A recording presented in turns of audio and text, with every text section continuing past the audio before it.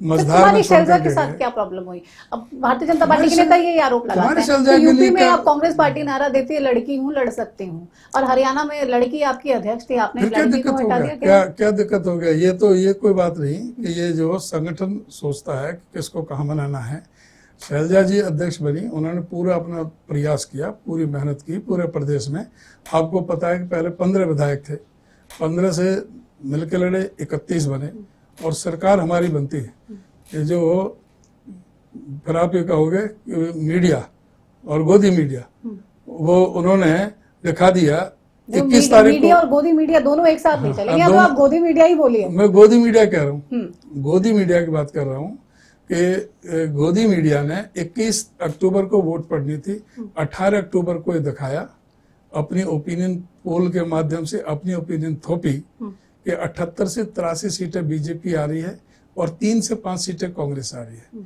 तो जो floating vote होती हैं उन पर स्वाभाविक रूप से असर पड़ता है कि उनको यह है कि भी सरकार तो बीजेपी की आ रही हरियाणा है, न्यूज़ राज का में साझी ओपिनियन हो पोल जाओ, देखा नहीं आपने, लगता है राज में साझा हरियाणा कर न्यूज़ का लो। ओपिनियन मैं तो पोल आपने एबीपी देखा न्यूज और मैं उसकी बात कर रहा हूँ आज तक की, एबीपी न्यूज, सी वोटर और जो एक्सेस इंडिया की उसकी बात कर रहा हूँ, जिन्होंने दिखाया था उसमें ये दिखा दिया कि 78 से 83 सीटें बीजेपी की आ रही हैं और 3 से 5 कांग्रेस की आएंगी।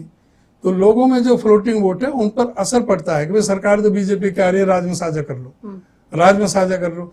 हमारे 15 आपको आदमी लगता है सिर्फ मीडिया की वजह से आपकी 15 आदमी आपकी सरकार नहीं बनी? 5,000 से कम वोटों से जो हारे वो 15 आदमी थे। मैं खुद इसका शिकार हुआ हूँ, मैं भी थोड़े वोटों से हारा, 15 आदमी हमारे हारे थे, और नहीं तो सरकार कांग्रेस की बनती। फिर भी 15 से 31 आई सीटें, और ये जो 83 सीटें बात कर रहे थे वो 40 पर रह गए। बैसाखियां ली उस पार्टी की ली जिन्होंने बीजेपी के खिलाफ लड़ करके चुनाव आए थे और जो कहते थे कि बीजेपी को जमुना पार फेंकना है। आज वो उनकी गोदी में बैठे हुए हैं, उनकी बैसाखी पर चल रही है सरकार। इसलिए आगे आने वाले समय में आप देखेंगे बीजेपी सिंगल डिजिट में सिमटेगी हरियाणा के अंदर। इतना बड़ा 2 दावा कर तिहाई रहे हैं। बहुमत से कांग्रेस पार्टी डेफिनेटली जीतेगी 100%।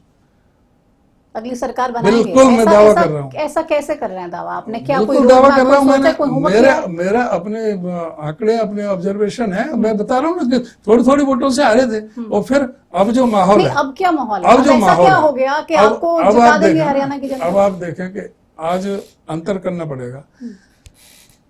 जब हुड्डा जी मुख्यमंत्री थे तो सबसे सस्ता डीजल पेट्रोल हरियाणा में था, रसोई गैस, खाद, सबका रेट कम था।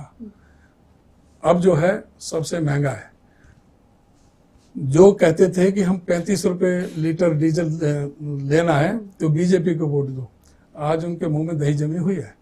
आज वो नहीं कहते कि भाई कि आज डीजल और पेट्रोल कब का शतक पार कर चुका है, 118-20 तो कांग्रेस पार्टी की जिम्मेदारी नहीं बनती इसमें? आम लोगों के बीच में सभी जाएं और- लोग को, सभी उस बात को उठा रहे। रसोई गैस जो 400 रुपए का सिलेंडर था आज 1,000 रुपए पर पहुंच गया। आज बेरोजगारी की दर में हरियाणा आज नंबर 1 पर है पूरे हिंदुस्तान के अंदर। कांग्रेस पार्टी के टाइम में हुड्डा जी ने 4 पावर प्रोजेक्ट लगाए थे बिजली के, इन्होंने 1 यूनिट पैदा नहीं की, और ये कहते थे कि हुड्डा जी ने ज्यादा बिजली के कारखाने लगा दिए, हमें जरूरत नहीं है। झज्जर के अंदर खानपुर में 1500 मेगावाट का और झाड़ली में 1320 मेगावाट का, 1200 मेगावाट खेदड़ में लगाया था, 600 मेगावाट यमुनानगर में लगाया था। जो खानपुर वाला 1500 मेगावाट था उसमें 750 मेगावाट दिल्ली का हिस्सा था, 750 मेगावाट हरियाणा का था। इन्होंने कहा कि भाई हमें हरियाणा को बिजली की जरूरत ही नहीं है, वो सरेंडर कर दी, वो दिल्ली को दे दी 750 मेगावाट। हुड्डा जी ने 2008 में ही समझौता किया था अदानी ग्रुप से कि 2 रुपये 94 पैसे प्रति यूनिट के हिसाब से निर्बाध रूप से 25 वर्ष तक बगैर किसी रेट की बढ़ोतरी के 25 वर्ष तक वो 2 रुपये 94 पैसे यूनिट बिजली देनी है। लेकिन वो क्या अंडरस्टैंडिंग है अदानी से, क्या डर है या क्या उससे ऐसा कोई ले रखा है, क्या डील हुई है अंदर खाने, जो 6 महीने से वो बिजली नहीं दे सप्लाई कर रहे, और उस पर ये सरकार उस पर कार्रवाई ना करके 12 रुपए यूनिट खरीद रही है बिजली बाहर से, और वो 12 रुपए यूनिट जो बिजली खरीद रही है वो हमारे उपभोक्ताओं पर पड़नी है। उसका जो खामियाजा हमें भुगतना पड़ेगा। जो ये कहते थे कि हुड्डा जी ने सरप्लस बिजली कर दी, आज अब ये कह रहे हैं कि हम 500 मेगावाट का कारखाना वहां लगाएंगे यमुनानगर में। ना नॉर्मन तेल होगा, ना राधा नाचेगी, अभी तो कुछ लेना नहीं, एकदम देना तो कह दी कि 500 मेगावाट का लगाएंगे। तो ये सारी समस्याएं जो भी हैं आप ग्राउंड पे ये पहुंचेंगे ग्राउंड पे लोगों लेकर के को। जाएंगे और अंतर बताएंगे। हुड्डा जी के टाइम में, हुड्डा जी के टाइम में गरीब आदमी था, एक दलित का एससी का कोई जो बच्चे थे, 42,000 रुपए एक साल की फीस थी एमबीबीएस के लिए।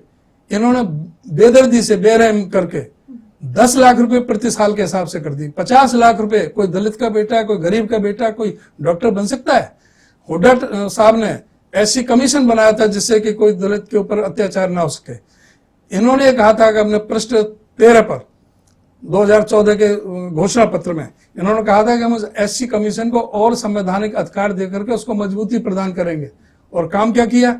सरकार में आते ही जो सबसे पहला जो प्रस्ताव कैबिनेट ने पास किया उस एससी कमीशन को भंग करने का किया, जो 8 साल तक अभी तक भी नहीं बना एससी कमीशन। तो लोग इन तमाम उसी चीजों तरह का से जवाब लेंगे। बताएंगे सारे। 3,92,000 प्लॉट गरीबों को दिए थे हुड्डा साहब ने। इन्होंने कहा था कि जो वंचित रह गए हम उनको भी देंगे। जब आ गए 1 इंच इन्होंने एक प्लॉट किसी को नहीं दिया पूरे हरियाणा में। तो सीएम साहब तो कह रहे हैं कि अंतिम छोर पे बैठे व्यक्ति तक तमाम अभी मैं बता रहा हूँ, सरकारी अंतिम सुविधाओं छोर का पर लाभ कहने का अलग है, प्रैक्टिकल मैं बता रहा हूँ आपको, सबूत दे रहा हूँ। एक बता दो, 1 इंच किसी को दी हो पूरे हरियाणा में, एक नाम बता दो ये फलाने को दिया है इन्होंने।